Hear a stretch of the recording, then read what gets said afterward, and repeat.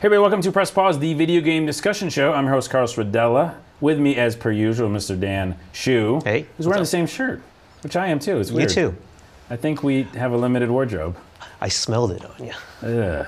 It smells bad in here, but we're going to do top of the show. Crazy graphics. Before we get started in the show, I want to mention Crimson. No, I don't want to mention Crimson Alliance. That's our segment. I'm going to mention Celestial Mechanica. Celestial Mechanica is an independent game from the guy who worked on R Complex. Is that right, Scott? Yes. Super Crate Box. And then this girl who worked on music for Plants vs. Zombies. Oh. Which is addictive music. But also, the music is just really good. It doesn't really feel like Plants vs. Zombies repetitive music. It's good. It's $5 at celestialmechanica.com. Go get it. I'm playing it, and it's really cool. It's about a little robot who has to find his way home. Robot, indie game, $5. It's just, you buy it. So go buy it. Also, before we get started with talking about Crimson Alliance, which is our game we're going to talk about today, you have peripherals. Yeah, I've been messing around with a lot of stuff lately, and I thought it was cool. And I asked you if it's cool if we bring them on the show to talk about them. Totally. Let's bring them out. What do you got? All right, first. These are peripherals that you are reviewing. Yeah, so if you remember, a few months ago, we talked about the Nyko Zoom because of E3. Because I had one of my writers at BitMob see it, and he said it just was a spectacular failure. The demo just went poorly. It is the thing that makes the camera smaller. Yeah. It's a lens that you attach to the front of your Kinect to make it so it reads better. Because we've all experienced it, right? Small apartments, you don't have enough room. Move the couch. Read it.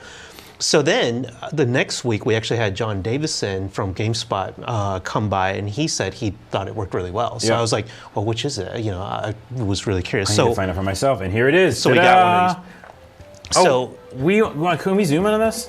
Let's do it. You just keep talking about that. All right. So this is the Nyko Zoom, and it attaches to the front of your Kinect. It's cool. They even give you like a little sticker to help protect it, so you don't scuff up your Kinect. Okay. It kind of makes your Kinect look like WALL-E. Yeah, it does look like I want to talk to it. And then, how you doing? And it doesn't look or feel cheap, which was the first thing I was like kind of impressed with. I'm like, yeah, it looks like it's part of the thing. Yeah, it looks pretty good on your Kinect. Now, for me, I'm not guaranteeing this for everybody because I know I've heard other people have some issues with this. For me and my tiny studio, it worked fantastically. Okay. So basically, I think with the Kinect, you're gonna have troubles no matter what, right? So I always kind of liken it to, if your controller doesn't work like 1 out of 10 times, that's infuriating enough, right? Right. So however much trouble you're having with the Kinect, this thing will probably cut down the problems by like 60%. Like that's what it felt like to me. Like you're still, once in a while the Kinect wasn't reading something, but I stood 4 to 5 feet away from my giant TV before, when you and I used to play, we had that UFC personal trainer challenge. I used to have to kind of tilt the Kinect sideways to aim at a longer part of my apartment and sit back toward the hallway for it to read my whole body. Now I'm like 4 or 5 feet away from the TV, and it reads everything. So it sounds like how it should have been when it launched. Yeah. Like it's almost like that's what it should have had. Even down to like I was doing push-ups on the floor. I played UFC again. I did push-ups, and it was reading me fine. Once in a while, there's this weird thing where I just completely disappeared, and the thing is, it's hard to tell whether that's the Kinect's fault or the Zoom's fault. Right, but I would think that if you're taking that lens and you're going to make it kind of a smaller area, every once in a while I could see that kind of like just jumping off the edge of it or something. Disappeared, yeah. And it is weird. Like usually most games have that little window on the side that shows your shadowy figure that you're reading. Yeah. It picks up a lot of stuff in the background more. Like it looks like artifacting. Like it's picking up all these random specs. But in general, like UFC Personal Trainer worked great. I did try Kinect Adventures, is that the right name? With my girlfriend, because I want to see if 2 people worked well, but that didn't help at all with that game for some reason. UFC, it worked great. Dance Central, it worked too well. My girlfriend, I won't play that game. There's no way you'll catch me dead. Oh, you said you were playing it though just now. Dance Central, I didn't. Okay. I made my girlfriend try that out. She actually had to stand almost too close to the TV because it was reading her too well. No one can see the TV. She's like, no, I'm doing good. Seriously, it's fine. And then I just won. And then the other game I tried, like UFC Personal Trainer, I said worked really well. And damn it, there's one more. But anyway. But you're saying yes for you. It sounds like certain games. It really does. It sounds like certain games. Most everything I tried it with, it worked really well. Yeah. Not Kinect Adventures. But by the way, Kinect Adventures, Not fun. Yeah, yeah, don't play it. Not fun. The other one that's not fun is the Adrenaline Misfits. Not a fun game. It's a snowboarding game Oh, with right, extreme yeah, animals. yeah, yeah. Animals. Remember how I whole thing about animals as humans? Yeah. Anyways. Terrible game. But for the first time, I was able to play it and complete a course, like okay. and actually steer Yeah. properly. All right. Thanks to this thing. Next one. All right, so this is a controller from Scuf Gaming, SCUF. Can I feel it? Yeah. It's actually an official Xbox 360 controller, but a friend of mine knows the owner and just said, hey, he wants to send you these to try out. And I'm like, yeah, sure. I don't get it. What happens? Well, here's the thing. It's designed for like serious pro gamers, like not So even not for, me. So not you. Not either you. Barely me. Okay. But I tried it out for Call of Duty. It's best for Call of Duty games. So here's the thing. It has a nice D-pad with the newer 360 I controller. like a stuff, nice right? D-pad, yeah. It has actually the domed controller right. analog stick for this side, which actually I didn't realize, but it's actually kind of nice. My friend pointed out a lot of times when you're pushing the 360, you're kind of pushing the edge anyways. Your thumb's not sitting Oh, yeah, in it's never on it. Yeah, yeah. So this is nice. It's actually more comfortable. I never realized it. Wait, let me see. Can I do this? But now I'm wondering why both aren't domed. But it's supposedly like the hardcore League players like that. So, Okay. Okay. But more interesting is they have these two paddles back here. I don't know if you can see this. They both look like they're factory programs, so you can't change these. Okay. And you could send them back to the company to reprogram them if you want someone else. But they came here default for A and B. So the idea is in Call of Duty, for example, A is to jump or to climb over obstacles. B is to go prone. Yeah. You don't have to let go with your right thumbstick to go do those actions. You could keep them on and just click them in the back. Okay, I get it. What I wish they did was, I thought it would make more sense for reload, because I use those buttons a lot more than others. Right, but yeah. it's assigned to the A and B, so you don't have to actually have your thumb leave the stick. You know, like in a heat of battle, you don't want to let go to hit A or B. Coolest So thing for me, casual gamer, not pro gamer, I would think that dome controller, the dome thing. dome here. thing. I want this on. Yeah. I want that on both of them. Yeah, that's what Felt my good. friend said too. Felt too good. So the other thing too is, this is really crazy now.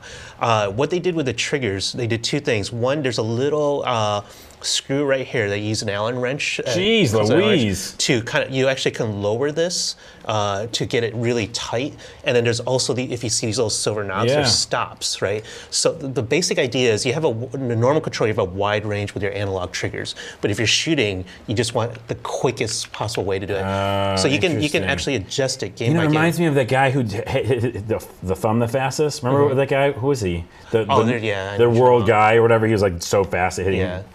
That's crazy. That is pro. Yeah, so the idea is like you make this so sensitive and you adjust it to your game, right? Because you can over adjust it and then actually, like in the game when you pull your gun up and it'll stay up or it'll stay shooting. You don't want that, obviously. But if you find that sweet spot and you just make micro adjustments, you can just like barely tap it. And it's a really quick like look and then really quick shoot. Interesting. And it took me It a little. seems like an unfair advantage almost. It kind of is, honestly. I mean, you should use it like with the other like casual gamers and be like, why did Danshu get so great all of a sudden? And you're like, it's a controller. It's too bad I have to do this on air because this is my secret weapon. Oh, right, I actually well. like it. But the thing is, it does take some getting used to. When I was first using it, I kept hitting these on the back by accident. So I yeah. would like go prone when I didn't mean to. And this takes a little bit of getting used to. So my first couple of games, I'm like, oh, I'm doing poorly, but I could tell I'm shooting faster. You adapt to it. You have to adapt to it. And so multiplayer-wise, you want that extra split second. If that 0.1, 0.2 seconds makes a difference for you, then great. Danshu's secret weapon. Yeah, Scuf Gaming, pretty cool. All right, what's next? This is the last one. Finally, this is from Control Freak. This is weird looking. My friends, whenever my friends come over, they hate this thing. They just like take it right off. Oh, it comes off. Okay, Yeah, there it is. my girlfriend hates it. All my friends hate it. I already hate it. They're like, "Why do you use this thing?" I like it. Feel how grippy feel. that is. It's grippy. It's so tall, though. It's so tall. Well, the idea Wait, is look at how tall. It's like a little building. Hi, how you doing on the top floor? No, I'm fine. Seriously? All right. Well, so here's the thing. The reason it's tall, because there are companies that make caps for your little analog pads that are just like rubber grips. They make this tall on purpose to kind of give it a longer range. And then so I talked to one of the guys who helped design this a long time ago. They actually recommend, instead of having two of them on here for shooters, that you do it mainly for the aim stick, not the move stick, because you don't need that. This makes it more sensitive, basically. Interesting. Really subtle. And I'm not gonna tell you like, yeah, it makes a big difference in the play. I just like how it feels because it's so grippy, you know. I think I don't like how it feels. Let me try it again. Because like if Well, it is interesting because it's almost like it's closer to me that it feels like I have a little more control over it. yeah, but the idea is because it's tall, you have a wider range of motion. So for shooters, it's more sensitive. You have a more wider range. Now of you know what motion. you need is this, and then those little triggers, and then you're just going to take everybody out. You're like, I got it. Yeah. All right. Well, thanks for showing the peripherals. Let's get to our segment. What's your favorite of all those three? Not the tower I'm one. really happy with the Zoom thing. Like the Zoom, yeah. It's just it fixes the Kinect for my apartment. Yeah. And that's pretty important. But the Scuf gaming controller, I'm going to use that for Call of Duty. And everybody's going to know now. Since Gears of War is out, I don't think it's going to help as much for that game. You know, you don't need that really pinpoint quickness like you do, like where your snap shoot, like in Call of Duty. So when I go back to Call of Duty or Modern Warfare 3 comes out, I'll be breaking out that controller. All right, you saw him here first. Cool peripherals. Well, we're going to do a quick break. When we come back, we're going to talk Crimson Alliance. You know what's even better than video games? Saving money. Need new ink cartridges for your printer but don't want to pay outrageous prices? Then head over to 4inkjets.com. You'll save money over going to a store, and if you use our code, you'll save even more. Just use our code PAUSE and save 10% off any order, and if you spend more than $50, you'll get free shipping. The code's right there. What are you doing? Save. Welcome back to the show. We are going to talk about Crimson Alliance, which is a title for XBLA. It is $10 or $15. It's both, right? I actually don't know because we got our free press copies. I know, we got free forgot. copies. We should have paid All right. attention. But I looked it up and said like there was 2 different tiers or something. So obviously what is unusual about this game, it's a game that's basically free for the first couple levels, and then they charge you for things like buying a character, basically to continue the game, and then to buy other characters, different character classes. So it's an interesting take. I mean, I'm going to applaud them automatically for coming up with something that's free to play on a console, so that's cool. It's also free for this if you bought all the previous Summer of Arcade games. Oh, that's right. There you go. And you can't still do that though, right? I'm not sure. I have no idea. Yeah. It is by Certain Affinity, which I looked up is from Austin, Texas. They did Age of Booty. Which is a good game. Which is a fun game. That was a really fun game. And what's cool, I'll start off real quick with my review and say that this game is like butter. Like it is so fluid. Everything, all the buttons are where they should be. All the buttons do what they should do. You know how you get these games like Torchlight, like Dungeons & Dragons or whatever. Daggerfall, right? And I know I was on it. I really liked it for a little while. It's all I had. But you get these games and, you know, something's wrong, like the button, like why do I jump there? And what, you know, the inventory system or whatever. Everything that the playability wise just works. Like it works with effortlessly. I played as the assassin. Who'd you play as? The wizard. My girlfriend played as the assassin. Assassin's fun, isn't it? By the way, his girlfriend's in this. I keep looking over here. His girlfriend's in the studio. There's no camera. Why are you looking at my girlfriend? I'm just talking to her. Eyes forward. Anyways, we'll talk after the show. So yeah, everything is effortless. It just feels good. And yeah, I started the adventure with my brother. We played co-op, and 2-player. It was just a dream. I mean, it was like we were through stages. Done. Boss, nope, he's gone. You know, just wiped him out.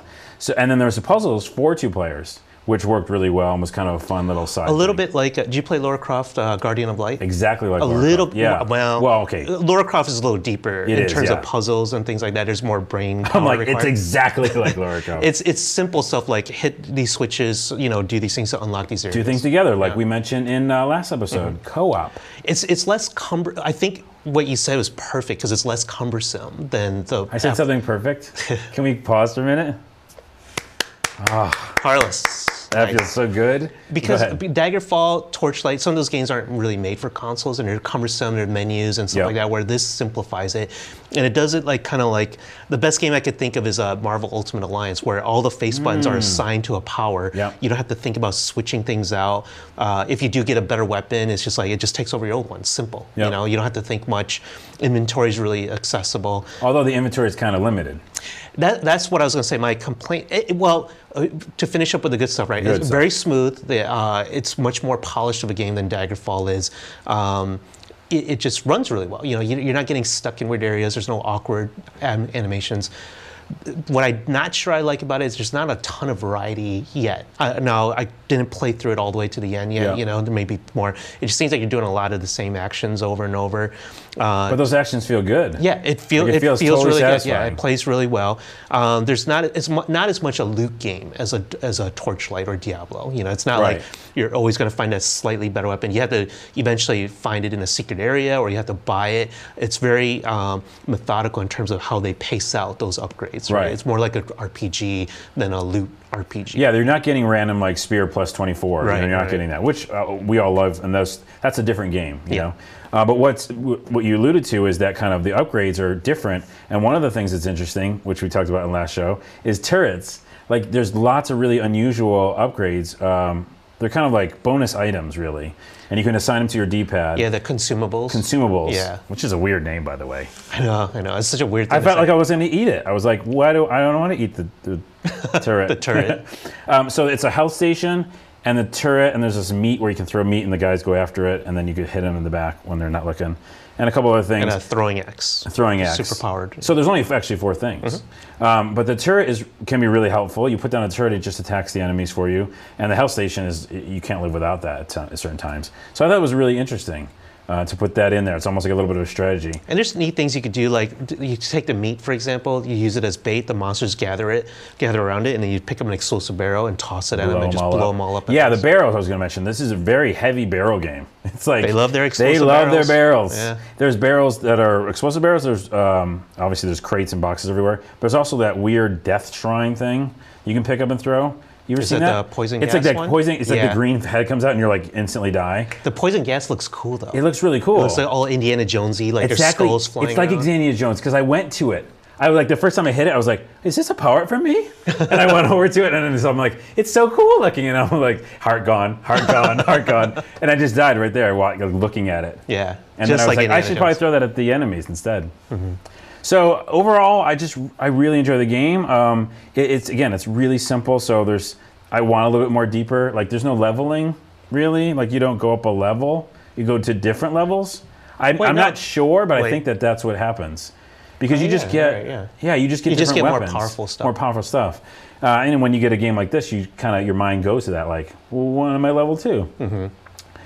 So if you could forget about things like that and forget that it's not a Diablo clone. not Johnny Depp, it's, yeah. It's good for what it is. It's like Gauntlet, Yeah. more like Gauntlet, right? Yeah. Now I'm showing graphics of Gauntlet. Gauntlet brings me back. Yeah. Let's talk about that for a while. But better, I think it's better than Gauntlet. Even when they try to update Gauntlet, Oh those man, were that was never, bad. yeah, They shouldn't terrible. have done that. Whoever developer did that, I'm sorry, but so that's it. So I'm saying a get it, Yeah, get it. get it all around. And also, I would pick the Assassin's class because I think that's the best one. She's annoying. Her voice. Oh, she grunts a lot, but guess what? That stun move is awesome. Yeah. It's off the chain. You just hit stun. It stuns like 3 guys, and you just hit another button, and She's it agreeing with automatically you. just slices and dices. Yeah. I just don't like her. I think she was miscast for the cutscenes. Miss Kid, she's an actress? No, it's just like she doesn't sound like she should be Oh, in that. in the cutscenes. Yeah, Yeah, the cutscenes in that period. It's like you sound like a teenage girl, Yeah, a she's modern like, teenage. Let's do girl. this. Let's go. Yeah. It's just Oh, by the way, there's another cutscene. Issue same as Dead Island. I'm playing as my girl. I decided to do one player also later, you know, and I do the one girl, and all of a sudden get to a cutscene. Hey, it's all 3 of them. Yeah. And where are you guys? Where were you guys when I was kicking ass? We were here. That's going to do it for the show. Before we go, I want to mention that Mr. Dan Shu was on an interview recently for a periodical, Realm of Gaming, I believe. And I think that you might have called our show name Press Start.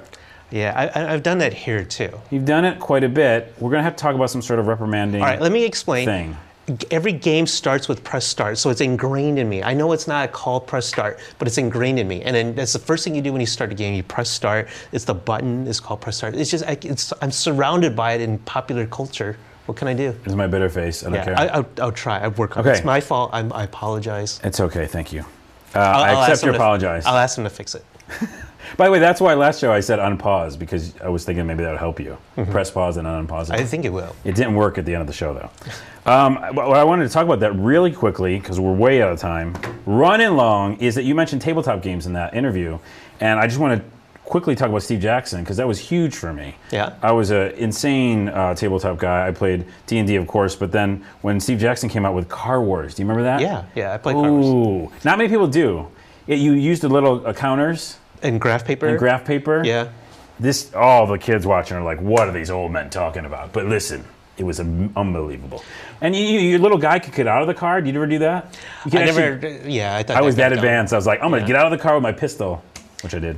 I forgot what it was called, but I remember I bought a book, like an expansion, where you could buy all Auto these new Duel. weapons. Auto Duel. Oh, no, that was the PC That's a game. video game. That's yeah. a video game. Which was really good too. Which is based on Car but Wars. really frustrating too. Yeah. You could buy this book. It was like all these weapons. Like, do you want armored plating? Do you want flamethrowers yeah. spikes in your cars? Like all these things you attach to your car, which was so cool. And each car, you literally, it was like Star Trek, the RPG tabletop. Do you remember that one? I didn't. That was for only geeks.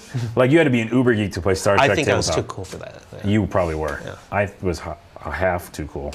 Anyways, the point is that in that car, you would, what the right side of my car, the left side of my car, the top. Armored wheels and all that stuff. Yeah. Friggin' awesome. You guys, I don't know how how can the kids go back and learn about these I tabletop don't know games? if We should have Car a Wars is website. still around. There's a Car Wars card game now, which is very different from Oh, what you and so- I played. yeah. It's more a dueling card game. I want to get people into the graph paper stuff. I mean, I know there's some people that still do it. I but- think it's more fun designing cars than it was playing it, because it's really technical game, right? Yeah, well, it's just like when you play D&D, it's more fun making the characters, right? Someone should make an Auto Duel game Auto Duel. update. I know it came out that. No, it just popped out of my head. Auto Duel. The frustrating thing about that game was I played on Commodore 64. Oh, if you yeah. died, you died for good. Yeah. The game knew, and even if you try to do like floppy disk He copying. was trying that. Yeah, I was like, I'm gonna make backups. The game knows somehow, and the only way you can do it is you spend a lot of money on a clone, then it'll revive your clone, but it costs a lot of money, and you could only do that once, and you have to get another clone. No one's watching the show anymore. Old They're timers, just like old timers. Yeah, like 4 people. Alex is watching the show. Yeah. Alex Noisy. All right, that's gonna do it for the show. That's it. Game over.